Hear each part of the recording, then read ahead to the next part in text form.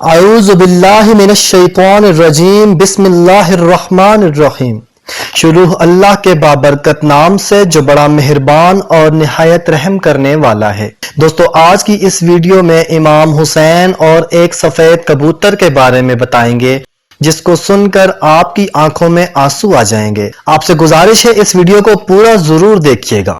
61 ہجری 10 محرم کے دن کربلا کے میدان میں جب حضرت امام حسین کا سر مبارک تن سے جدا کر دیا گیا، جب آپ کو شہید کر دیا گیا، تو فوج یزید نے رسول اللہ کی ساجزادیوں کو قید کر دیا اور حضرت امام حسین اور ان کے ساتھیوں کو بے گور و کفن کربلا کی تپتی زمین پر چھوڑ دیا اور کوفہ اور شام کی طرف روانہ ہو گئے۔ تو یوں رسول اللہ کا نواسہ بن کفن کربلا کی زمین پر پڑا رہا۔ اتنے میں پورے آسمان پر اندھیرا چھا گیا۔ لوگ سوچنے لگے شاید رات ہو گئی ہے۔ آسمان میں تارے آپس میں ٹکرانے لگے۔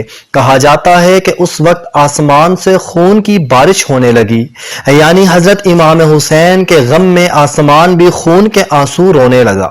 61 ہجری 10 محرم کی شام ایک کبوتر کربلا کے میدان کے اوپر سے گزر رہا تھا۔ اس نے دیکھا کہ کربلا کی تپتی ہوئی زمین پر نواسہ رسول کا جسم تنہا پڑا ہے۔ وہ کبوتر چیختا ہوا آسمان سے اترا اور زمین پر آ گیا۔ دوسرے پرندوں سے کہنے لگا، قیامت آ گئی، حضرت امام حسین کو قتل کر دیا گیا اور رسول اللہ کے خاندان کا خون زمین کربلا پہ بکھرا ہوا پڑا ہے۔ یوں باقی تمام کبوتر بھی مقتل گاہ میں آ کر پھرنے لگے اور حضرت امام حسین کے غم میں رونے لگے۔ اس سفید کبوتر نے اپنے آپ کو حضرت امام حسین کے خون میں لت پت کر لیا اور واپس آسمان کی طرف اڑ گیا۔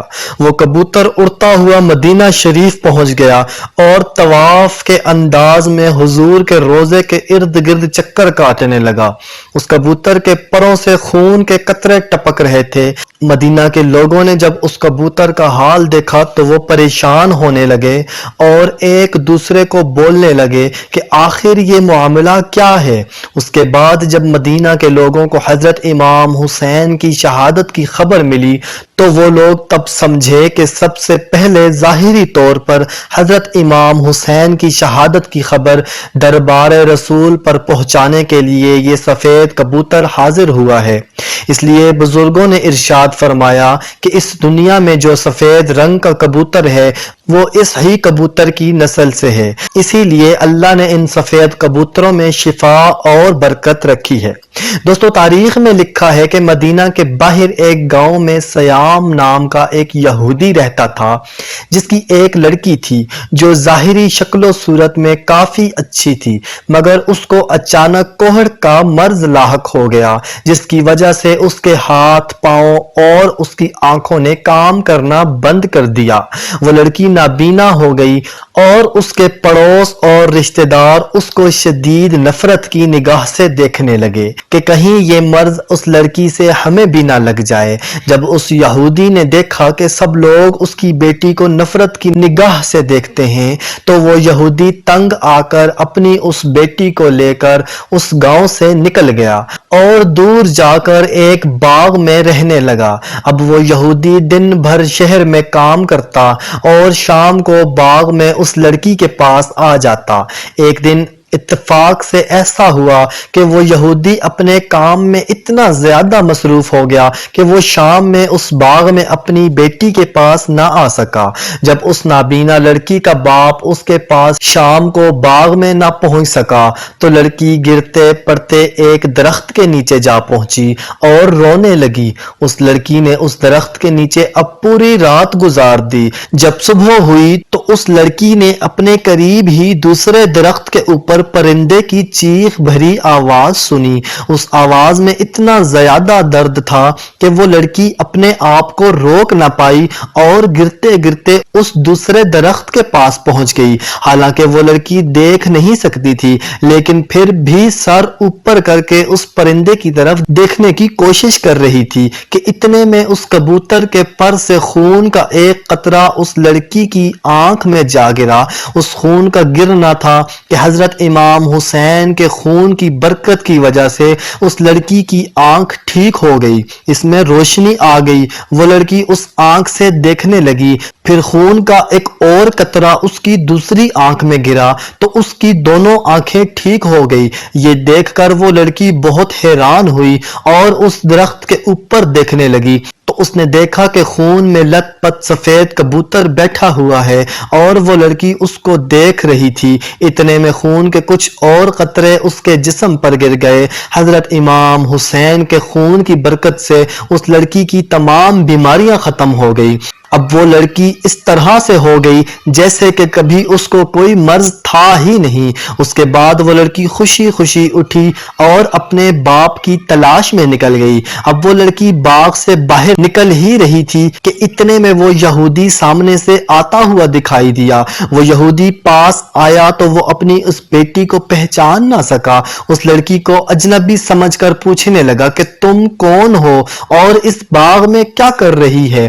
میں اپنی ایک بیٹی کو اس باغ میں چھوڑ کر گیا تھا، کیا اس کا تجھے کوئی حال معلوم ہے کہ میری بیٹی کدھر ہے؟ کیونکہ اس باغ میں جس جگہ میں اس کو چھوڑ کر گیا تھا وہ وہاں پر موجود نہیں۔ لڑکی سن کر خوشی سے رونے لگی اور کہنے لگی کہ بابا کیا آپ نے مجھے نہیں پہچانا؟ میں وہی آپ کی بیمار بیٹی ہوں جس کو آپ اس باغ میں چھوڑ کر گئے تھے۔ یہودی یہ سن کر بہت حیران ہوا اور اس کو اس بات کی اتنی زیادہ خوشی ہوئی کہ اس کی آنکھوں سے خوشی کے آنسو ٹپکنے لگے، اور اس یہودی باپ نے اپنی بیٹی سے کہا کہ یہ بیماری کیسے ٹھیک ہو گئی؟ تمہیں کیسے دکھائی دینا شروع ہو گیا؟ اس لڑکی نے اپنا سارا معاملہ بتایا اور اپنے باپ کو اس درخت کے نیچے لے گئی جس درخت پر حضرت امام حسین کے خون میں لت پت کبوتر بیٹھا ہوا تھا۔